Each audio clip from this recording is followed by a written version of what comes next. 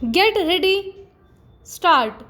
Mr. Chairman, I would like to offer some remarks on the Industrial Disputes Banking Companies Decision Amendment Bill 2008.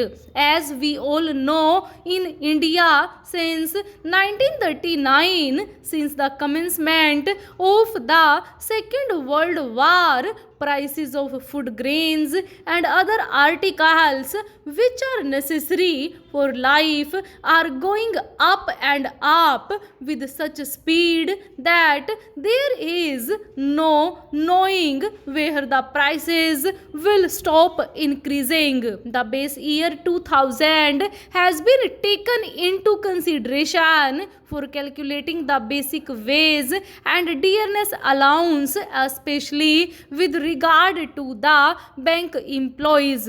Even that base we are not going to dream of. The prices are going up. In addition to this, we have embarked upon development activities. The 8th 5-year plan has been over and we are in the midst of the 9th 5-year plan. We are all certain that a number of 5-year plans will have to be undertaken by government, and with the increasing activities under a planned program and with government resorting to deficit financing, the prices of articles will go up and the inflationary tendencies will be there. It is dead certain that the prices of food grains or any article of necessity will never under any circumstances reach the level of 1994. I would like to impress therefore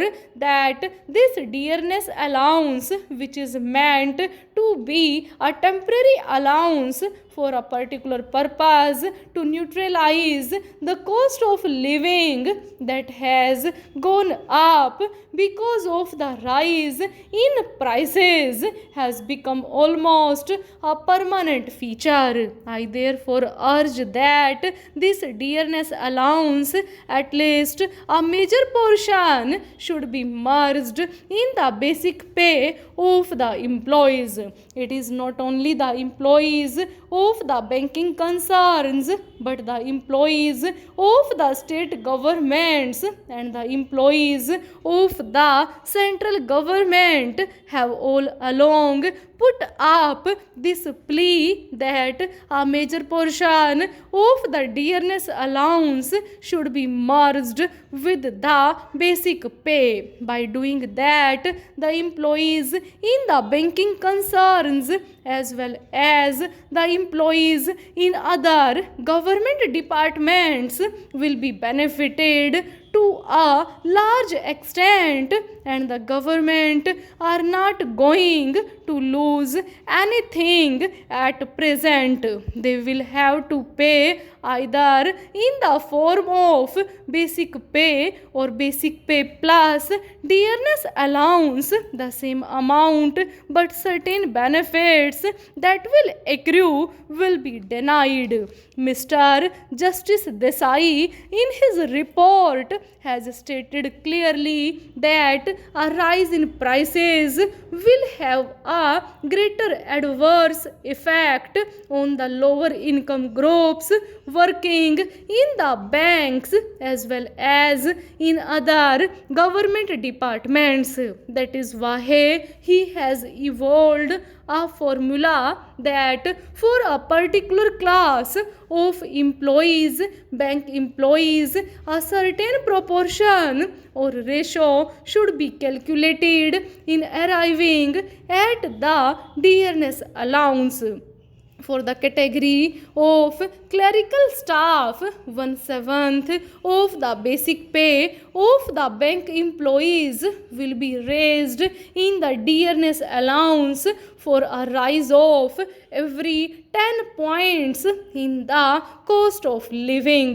What I would like to impress on the government is that the bulk of the employees are there and the cost of living will have great adverse effects on this large chunk of bank employees. This 1/7 that has been allowed under this formula will not be sufficient to neutralize the rise in prices of necessary articles. This question of amending this particular section is there that every rise or fall of 10 points in the cost of living should within 3 months or quarterly allow the bank or the bank employees to get either a rise or fall in the dearness allowance calculated on the basic pay sanctioned. I therefore urge, sir, that instead of 1/7, 1/5 of the rise should be allowed. If that is done, a large section of the bank employees who are getting less than the minimum wage will be benefited.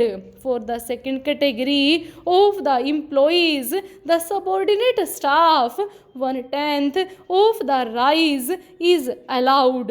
Even here, I would urge that it should be increased to 1/7 so that the high cost of living that is going on today will be offset by the rise in the dearness allowance that has been suggested by me.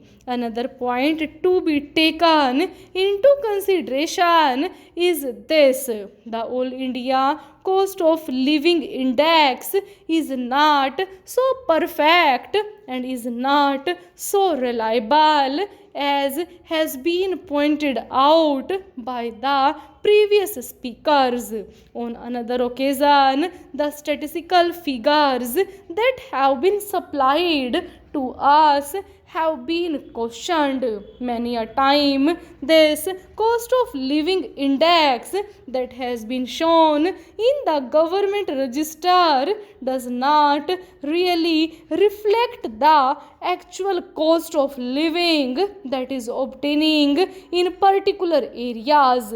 Many a time, the cost of living is calculated on the basis of wholesale figures. I would therefore urge that the Labour Ministry should interest itself in calculating this cost of living index on a more reasonable and realistic basis. Many a time, this All India Cost of Living Index is deceptive. Full stop.